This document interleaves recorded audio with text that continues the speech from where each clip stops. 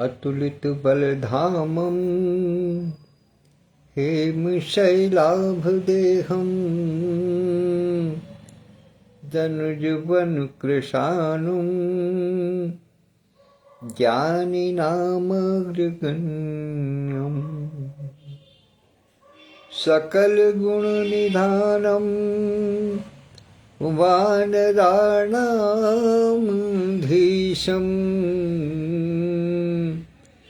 रघुपति प्रिय भक्तं वातजातं नमामि। रघुपति प्रिय भक्तं वातजातं नमामि। मनोजवं मारुततुल्यवेगं जितेन्द्रियं बुद्धिमतां वरिष्ठं वातात्मजं वानरयूथमुख्यं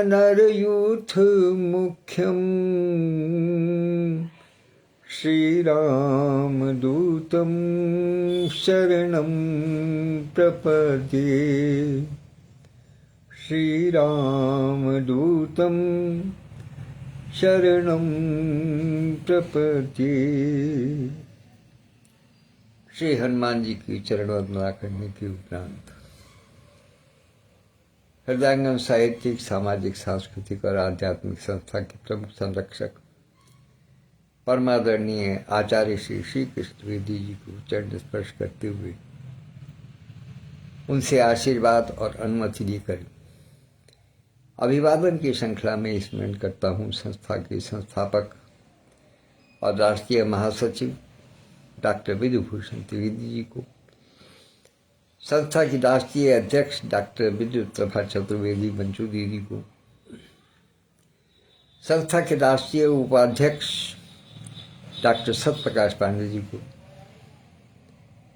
हृदयांगन बीथिका नामक पटल को मोट रूप प्रदान करने में अपनी महती भूमिका निभाने वाले आदरणीय श्री हरिवाणी जी को, संरक्षक मंडल के सभी सदस्यगणों को, समिति के सभी पदाधिकारियों, तमाम पदाधिकारियों को और हृदयांगन परिवार के हर आयु वर्ग के छोटे बड़े, कनिष्ठ वरिष्ठ, बाल, युवा, वृद्ध, नर नारी,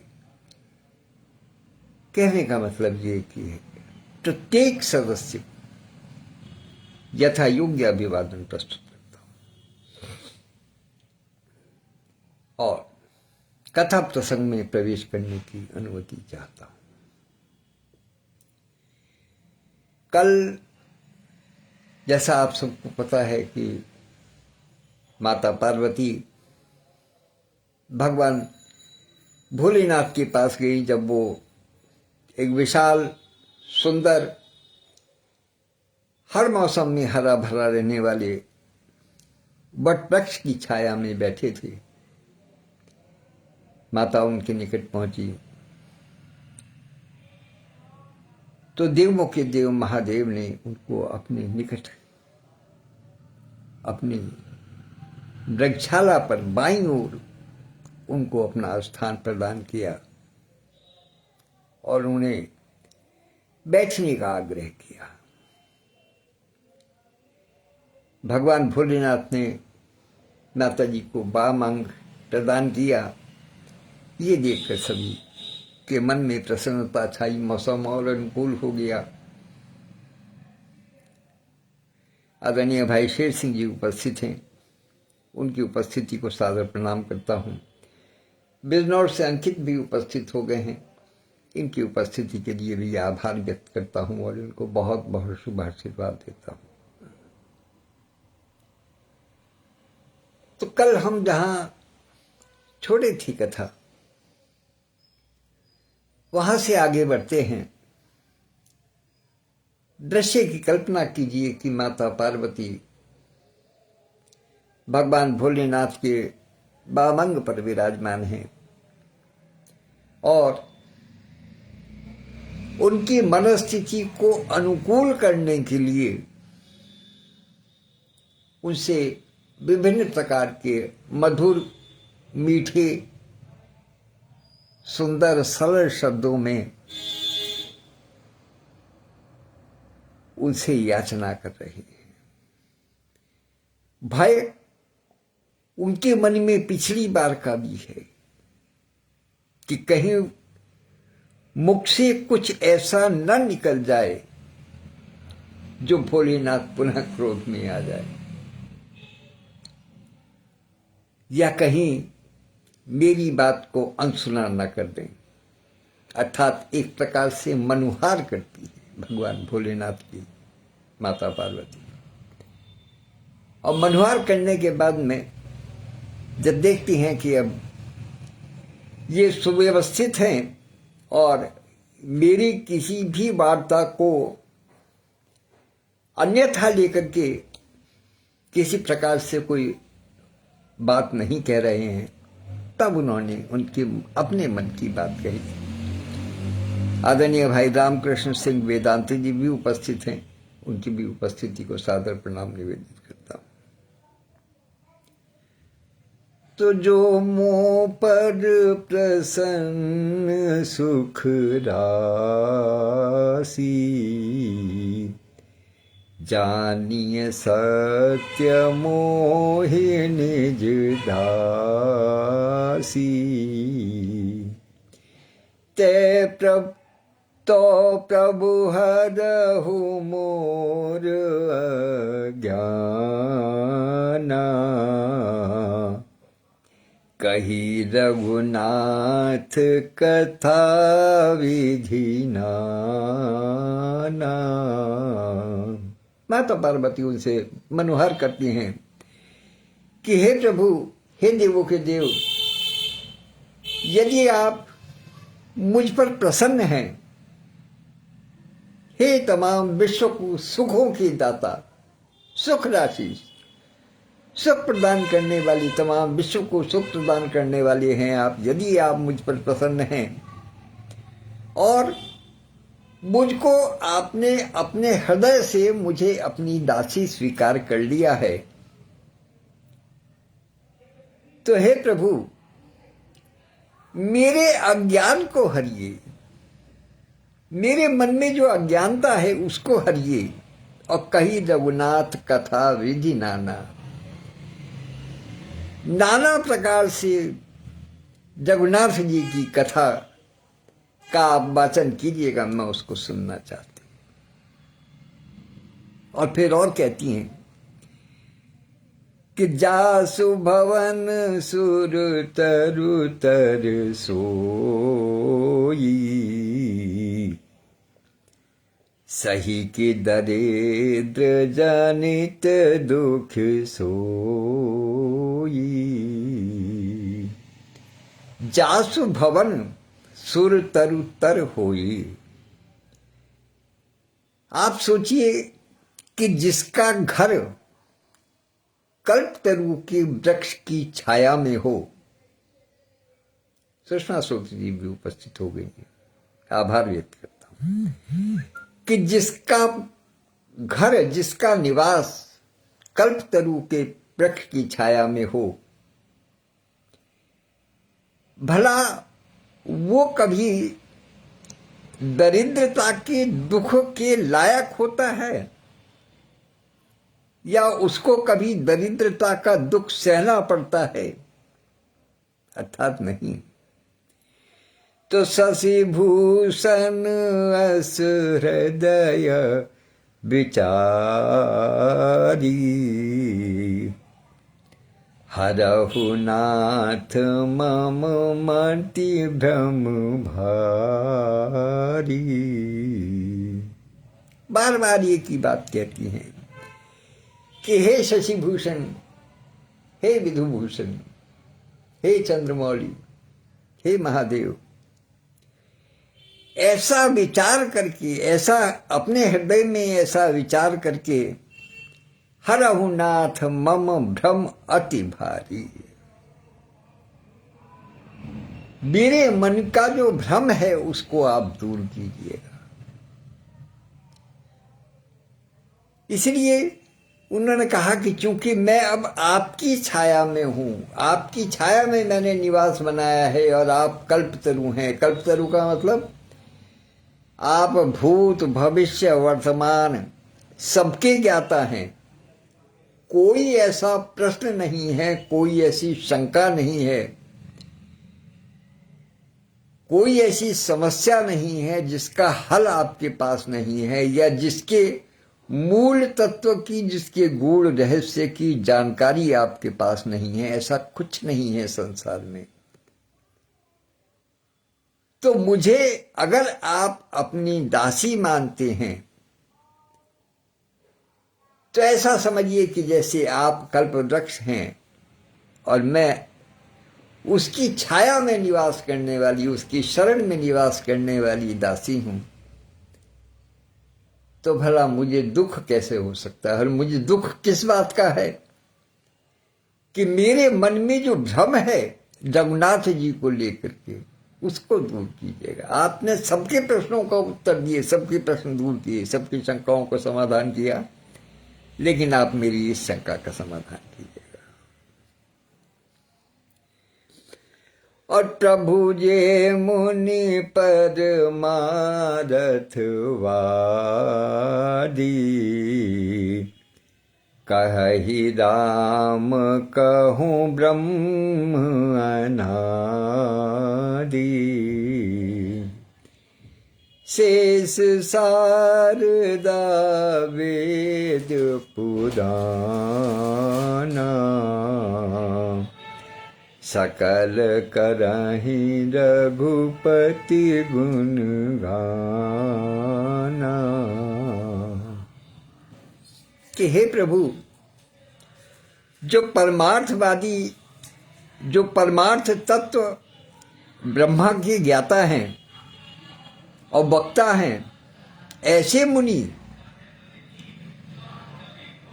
ब्रह्म कहते हैं श्री हरि को, श्री राम जी को वो अनादि ब्रह्म कहते, अर्थात उन्होंने श्री राम को ही ब्रह्म माना है। और कौन कौन? शेषनाग, शेष भगवान, माता सरस्वती, वेद और पुराण, सभी श्री रघुनाथ जी का गुण गाते हुए थकते नहीं है। अर्थात संसार में जितने भी तत्व हैं, जितने भी सात्विक तत्व हैं, जितने भी सात्विक गुणों को धारण करने वाले मनुष्य हैं, मुनि हैं, संत हैं, योगी हैं, देवताओं में शेष हैं, माता सरस्वती हैं, वेद हैं, पुराण हैं, वे सब रघुनाथ जी के गुणों का बखान करते थकते नहीं हैं। इसलिए आप मुझे भी कुछ ज्ञान दीजिएगा। और फिर साथ में सबसे बड़ी बात कही उन्होंने कि तुम पुनि राम राम दिन राती, सादर जपहूँ अनंग आराती, राम सुभद्र राम सोअवद नपति सुत सोई, तीयज अगुन अलख गति कोई। आदरणीय बड़े भाई कृपा शंकर मिश्रा जी उपस्थित हैं बॉम्बे से।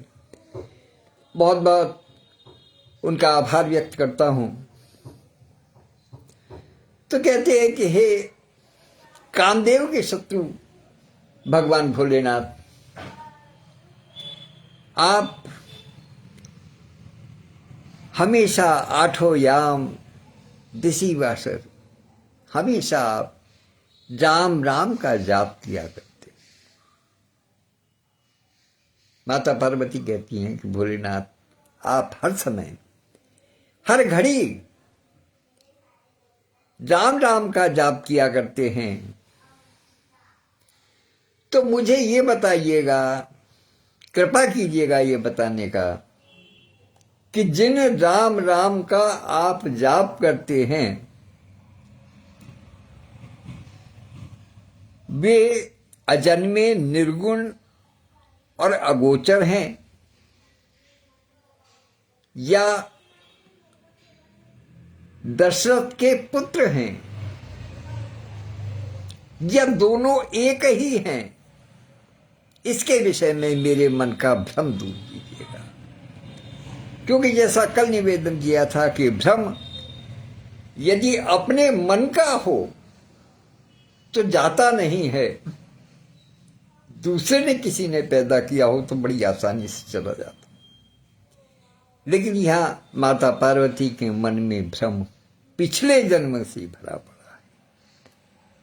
आगे उन्होंने कहा भी है इस बात को कि जो नप तनयत ब्रह्म किमी नारी विरह मति भोर, देख चरित महिमा सुनत भ्रमत बुद्धि अति मोर।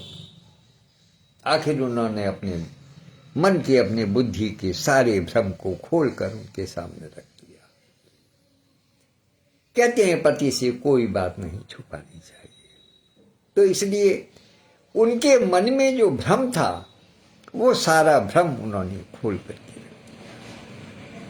क्या कि जो नप तनयत ब्रह्म किमी, कि यदि वे राम दशरथ के पुत्र हैं तो ब्रह्म किस प्रकार से, निराकार निर्गुण ब्रह्म किस प्रकार से। जो सारे संत जन, ज्ञानी, वेद पुराण सब कहते हैं कि वो ब्रह्म हैं, तो वो ब्रह्म किस प्रकार से हैं यदि वो राजा के पुत्र हैं तो। और देख चरित महिमा सुनत भ्रमत बुद्धि अति मोर। और मैं चारों तरफ यही बात सुनती हूं, मेरे कानों में यही वाणी गुंजायमान होती है कि वो दशरथ के पुत्र भी हैं और ब्रह्म भी हैं। इसलिए इन सब बातों को सुन सुन करके मेरे मस्तिष्क में जो ये सब वाणी गुंजायमान होती हैं, इनको सुन सुन करके मेरी बुद्धि में अति भ्रम की स्थिति पैदा हो गई है। मेरे मन में संदेह बहुत पैदा हो गया है कि आखिर क्या है। उनकी महिमा सुन सुन करके कि वो ब्रह्म हैं और एक तरफ कहते हैं कि वो दशरथ के नंदन हैं, वो राजा के पुत्र हैं, तो मेरी बुद्धि में भ्रम आ गया है। ये जो शंका की गांठ मेरे बुद्धि में पड़ गई है, कृपा करके इसको खोलिए, हे भोलेनाथ इसको खोलिए। तो जो अनीह व्यापक विभु को कहु बुझाई नाथ मोहि सो, अन्य जाने ऋसुर जनी धरहु, जेहि विधि मोह मिटे सोई करहु। परमादरणीय आरती टंडन भाभी जी उपस्थित हो गई हैं, सादर प्रणाम करता हूँ और उनसे आशीर्वाद की आकांक्षा रखता हूँ। तो जो अनीह व्यापक विभु को यदि इच्छा रहित, अनीह इच्छा रहित, व्यापक सर्वव्यापक अंतर्यामी, विभु ईश्वर, यदि इच्छा रहित व्यापक और समर्थ ब्रह्म कोई और हैं, अर्थात ये राम जो हैं वो व्यापक समर्थ नहीं हैं, इच्छा रहित समर्थ ब्रह्म नहीं हैं, वो कोई और हैं, तो हे नाथ मुझे समझाकर कहिए। मुझे नादान समझ करके, मुझे अज्ञानी मूढ़ समझ करके मेरा मार्गदर्शन कीजिएगा, मेरे बुद्धि से भ्रम को दूर कीजिएगा कि आखिर ये क्या है। मेरा मोह तो दूर कीजिएगा किसी प्रकार से कि आखिर ये राजकुमार हैं या पूर्ण ब्रह्म हैं। और फिर और खोल करके कहती हैं कि मैं बन देखी राम प्रभुताही, अति भय विकल न तुम्हि सुनाई, तदापि मलन मन बोध नावा, अति भय विकल सो फलु भली भांति हम पावा। एक एक करके मन की गिरह खोल रही है भगवान भोलेनाथ के सामने। स्मरण कराती है कि मैंने पिछले जन्म में जो प्रभु श्री राम की प्रभुताई देखी थी, जो उनका बड़प्पन देखा था, जो उनका अंतर्यामी स्वरूप देखा था, वो मैं आपसे कहना चाहती थी, लेकिन भयभीत होने के कारण कह नहीं पाई। भय किस बात का? आदरणीय संस्थापक महोदय श्री विधुभूषण जी उपस्थित हो गए, सादर प्रणाम निवेदित करता हूं। फिर उनका पिछले जन्म में जो मैंने प्रभु श्री राम की जो प्रभुताई देखी थी,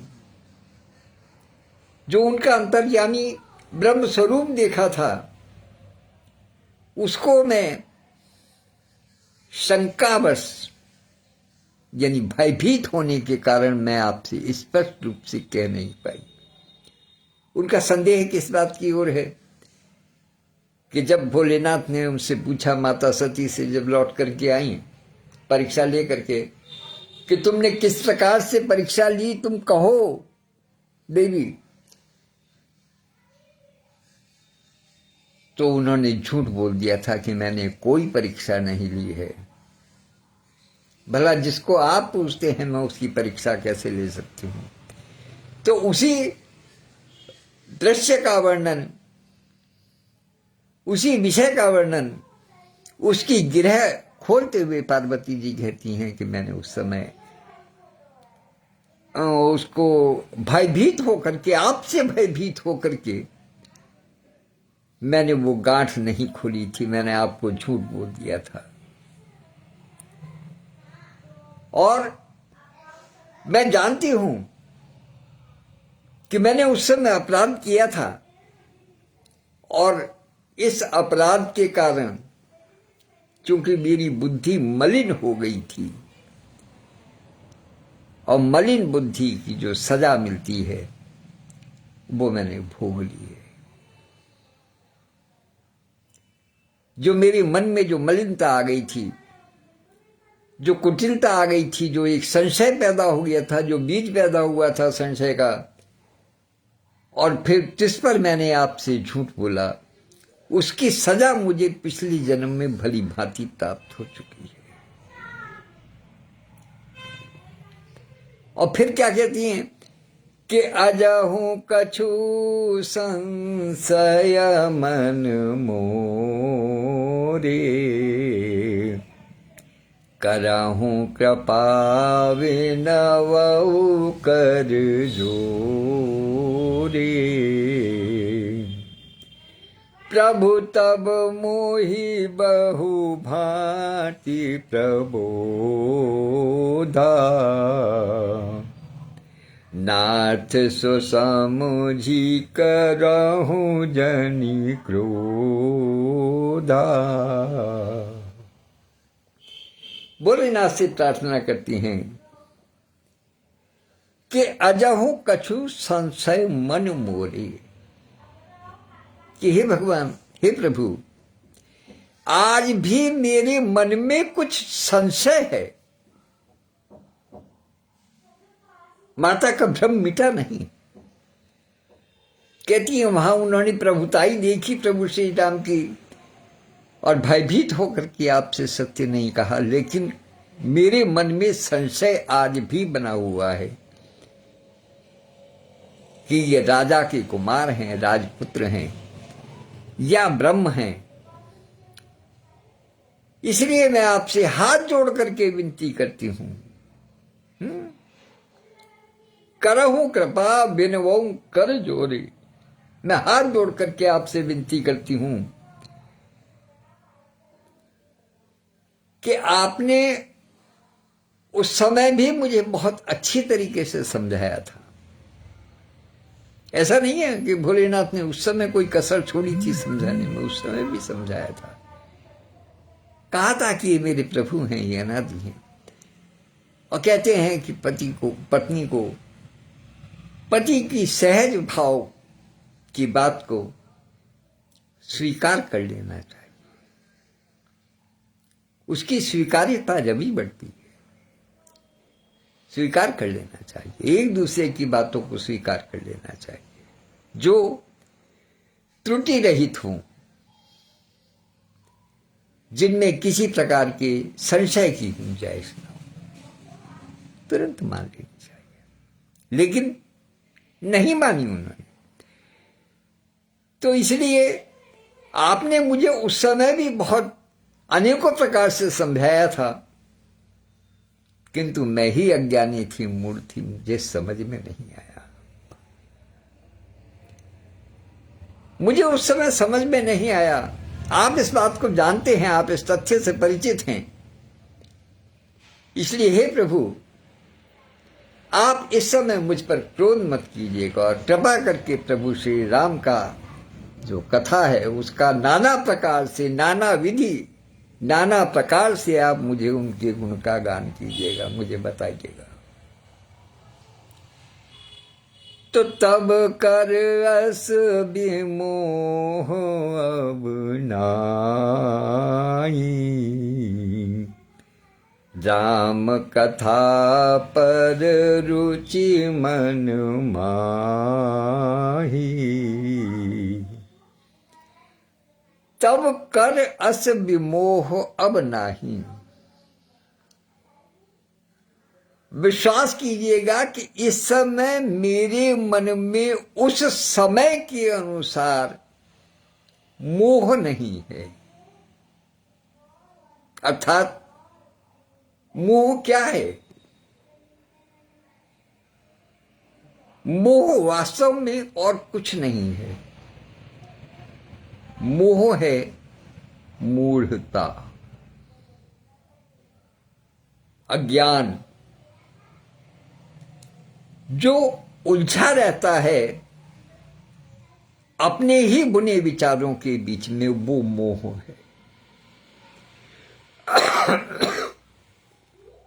अपने मन में जो विचारों की गुत्थी जो उलझी रहती है, जिसमें स्वयं उलझा रहता है, वो मूढ़ता ही मोह कहलाती है। हम संसार में किसी के प्रति मोह करते हैं, क्यों? जानते हैं कि सब कुछ नश्वर है, कुछ अपना नहीं है, कुछ साथ नहीं जाएगा, लेकिन फिर भी हमें उसके प्रति लगाव है। क्यों? क्योंकि हमारे हृदय में जो एक तंतु बैठा हुआ है कि ये मेरा है, यही मोह है और इसी का नाम मूढ़ता है। मूढ़ता क्या है? कि हम अपनी जो चीज अपनी नहीं हो उसको अपना कहें,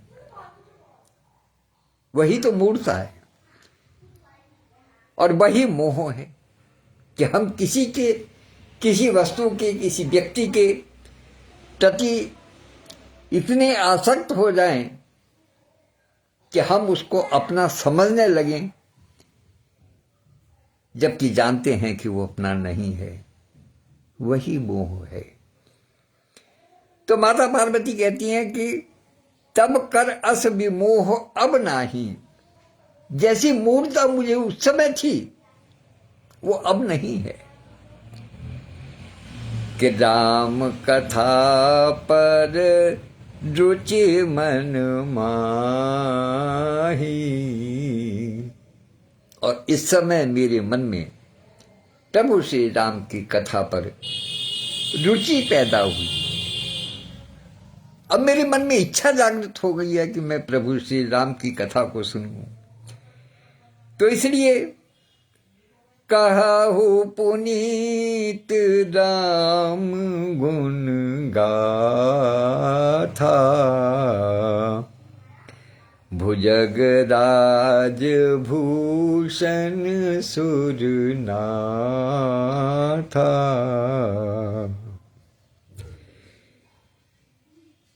भुजगराज भूषण सुरनाथा कि हे भुजगराज कौन? शेष जी। शेष जी से बड़ा तो कोई नाग है नहीं। तो हे शेषनाग जी को अलंकार के रूप में धारण करने वाले, हे शेषनाग जी को अलंकार के रूप में धारण करने वाले, हे देवताओं के नाथ, आप कहूं पुनीत राम गुण गाथा, कृपा करके पुनीत यानी पवित्र राम गुण गाथा, प्रभु श्री राम के गुणों की पवित्र गाथा को आप कहिए। माता पार्वती ने आग्रह किया। बंदहु पद धर धरनी सिरु, विनय करऊं कर जोर, बरनौ रघुबर बिसद जसु, श्रुति शुद्धांत निचोर। माता कहती है कि मैं पृथ्वी पर सिर टेक कर आपके चरणों की वंदना करती हूं। पृथ्वी पर सिर टेकाकर मैं आपके चरणों की वंदना करती हूं और हाथ जोड़कर विनती करती हूं कि आप वेदों के सिद्धांत को निचोड़कर, वेदों के सिद्धांतों ने जो प्रभु श्री राम के विषय में जो गूढ़ रहस्य जो निष्पादित किए हैं, जो बताए हैं, उनको आप निचोड़ करके प्रभु श्री राम जी के निर्मल यश का वर्णन कीजिएगा। तो फिर कहते हैं कि यद्यपि जोशिता नहीं अधिकारी, दासी मन क्रम वचन तुम्हारी, गूढ़ौ तत्व न साधु दुरावई, आरत अधिकारी जह पावई। माता पार्वती ने एक और बहुत बड़ी बात कही भोलेनाथ से कि यद्यपि जोशिता नहीं अधिकारी, मैं स्त्री होने के कारण, जोशिता स्त्री, मैं स्त्री होने के कारण अधिकारिणी नहीं हूं। किस बात की अधिकारिणी? कि किसी अन्य पुरुष की महिमा का वर्णन सुनूं और वो भी किससे? अपने पति के मुख से। कितनी बड़ी बात कही पार्वती जी ने कि मैं स्त्री, पतिव्रता स्त्री होने के नाते इस बात की अधिकारिणी नहीं हूं, तथापि मैं मन, वचन और कर्म से आपकी दासी। कहा कि मेरा हृदय विचलित है इस बात को लेकर के उनकी गुण गाथा सुनने के लिए, लेकिन मैं आपकी मन, वचन और कर्म से दासी हूं, इसलिए मैं उसकी अधिकारी नहीं हूं, अधिकारिणी नहीं हूं। लेकिन संत लोग क्या कहते हैं? संत कहते हैं कि जहां जहां कोई आरत प्रार्थना करे, करुण प्रार्थना करे, कारुणिक भाव से यदि कोई प्रार्थना करे, तो कहते हैं कि गूढ़ तत्व को फिर उससे छिपाना नहीं चाहिए। विनती करे, हे प्रभु दया कीजिएगा, मुझे इस तत्व को समझाइएगा। तो संत जन फिर स्त्री और पुरुष का, पति और पत्नी का, पिता और पुत्र का किसी प्रकार का कोई भेद नहीं रखते, वो उनको फिर सारे तत्व समझाते हैं। तो अति आरती पूछूं सुर राया, रघुपति कथा कहूं करुई दाया। आदरणीय भैरव संगीता अलावा जी भी उपस्थित हो गई है, सादर प्रणाम निवेदित करता हूं। प्रथम सो कारण कहूं विचारी, निर्गुण ब्रह्म सगुण बपुधारी।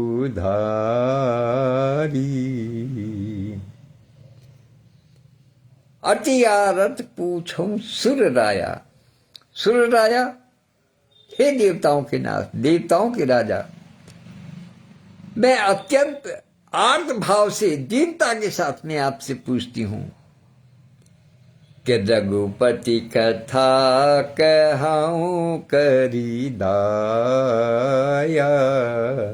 मुझ पर दया करके प्रभु श्री रघुनाथ जी की कथा का श्रवण मुझे कराइएगा, रघुनाथ जी की कथा मुझसे कहिएगा। और क्या कहा, एक पहली बात उन्होंने कही कि क्या बताना है। सबसे पहले ये बताना है कि वो कारण बताइएगा, विचार करके मुझे उस कारण को समझाइएगा जिस कारण से निर्गुण ब्रह्म को सगुण रूप धारण करना पड़ा। अब मैं ये तो शंका नहीं कर रही हूं कि वो सगुण है वही निर्गुण है, लेकिन मैं वो कारण समझना चाहती हूं कि आखिर वो कौन सा कारण है जिसके कारण कि निर्गुण ब्रह्म को सगुण रूप धारण करना पड़ा और उन्हें दशरथ के राजकुमार, नृप के राजकुमार के रूप में जन्म लेना पड़ा। पुनि प्रभु कहो राम अवतारा, बाल चरित पुनि कहूं दारा।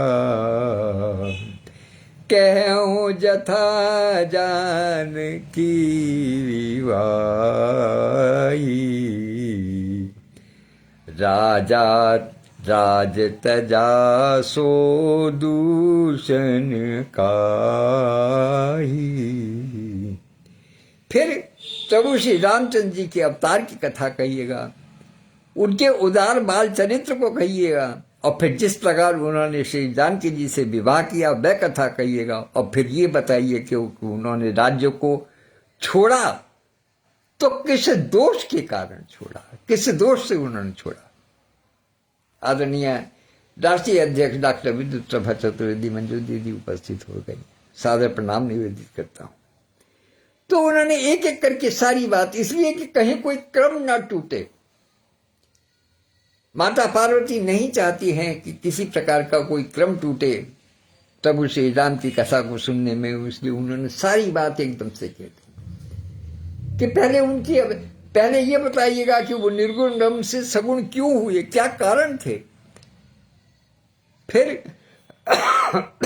उनके जन्म की कथा, उनके बाल चरित्र, जानकी जी से विवाह, और फिर जो उन्होंने वन जो गए हैं उसमें किसका दोष था, किस दोष के कारण उनको वन में जाना पड़ा, ये सारी कथाएं आप मुझे बता दीजिएगा।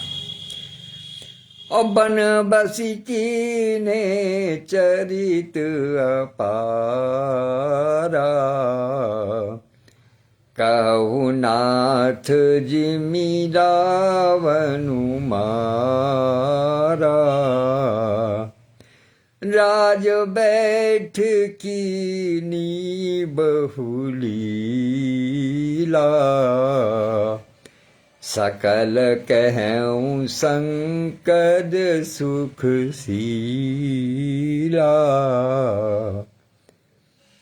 और फिर उसके बाद में वन में जाने के बाद में उन्होंने कौन कौन से अपार सुंदर चरित्र किए, किस प्रकार से उन्होंने रावण को मारा, और राजगद्दी पर बैठने के बाद में उन्होंने किस किस प्रकार से लीला की। सकल कहूं शंकर सुख शीला, हे सुख और शील के भंडार भगवान भोलेनाथ, मैं आपसे प्रार्थना करती हूं कि आप मुझे इन सब चीजों का वर्णन कीजिए। कि बहुरी करह कहूं करुणायतन, कीन जो अचरज राम, प्रजा सहित रघुवंश मनी, किमि गवने निज धाम। कि हे कृपा के धाम, हे करुणायतन, आप वो अद्भुत चरित्र भी कहिए जो श्री राम ने किया, अर्थात राम राज्य की स्थापना। आप मुझसे वो चरित्र भी कहिए, और फिर अंत में किस प्रकार वो अपने प्रजा के सहित अपने धाम को विराजे, अर्थात उन्होंने इस धराधाम से अपनी लीला को समेटा। उन सारे प्रसंगों को आप क्रम से सिलसिलेवार मुझे सब बताइएगा। तो बोलिए भोले भंडारी की जय, सियावर रामचंद्र की जय। तो आज की जो प्रसंग है हम यहीं विश्राम करते हैं। कल पुनः इससे आगे जब भोलेनाथ प्रभु श्री राम की कथा का वर्णन करना प्रारंभ करेंगे तब वहां से आगे बढ़ते हैं। तब तक के लिए आज्ञा दीजिएगा। कल पुनः 6 बजे इसी समय फिर उपस्थित होंगे। इस समय जो प्रत्यक्ष अप्रत्यक्ष रूप से एक एक मोबाइल से जो कई लोग देख रहे हैं, जो श्रद्धा भाव से इस विषय को सुन रहे हैं, मेरी वाणी में तो कोई रस नहीं है, किंतु प्रभु की लीला वो वास्तव में रसदार है। वो कैसा भी व्यक्ति कहे, कोई भी कहे, कितना भी कर्कश व्यक्ति हो, सुंदर असुंदर भाषा शैली कैसी भी हो, लेकिन प्रभु के चरित्र में, जो प्रभु के गुणगान में जो रस रखता है, वो हमेशा मीठा ही होता है, वो हमेशा सुखद ही होता है। तो उसका रसपान करने वाले सभी साथियों को, प्रत्यक्ष अप्रत्यक्ष रूप से देखने वाले देवी देवताओं को, भाइयों को, बहनों को, सबको हाथ जोड़ के प्रणाम निवेदित करता हूँ। और कल के लिए पुनः आग्रह करता हूँ कि कृपया आइए, अपने